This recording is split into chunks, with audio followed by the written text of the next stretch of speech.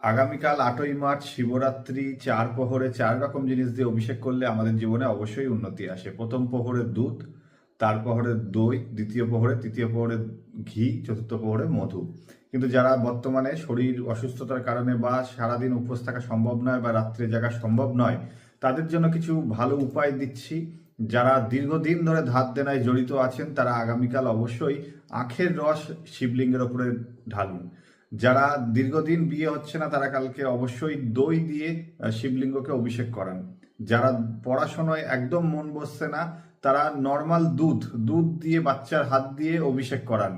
যারা আগামীকাল যাদের দেখছেন বর্তমানে সাড়ে সাতি চলছে, ঢাইয়া চলছে, তারা গঙ্গা জল বা দুধের মধ্যে সামান্য কালো তিল দিয়ে সেটা অভিষেক করান। কালকের দিনটা অতি উত্তম একটি দিন আপনার জীবনে, যে গত 1 বছর যে কাটিয়েছেন তার থেকে বেটার কিছু আপনার জীবনে আনার জন্য।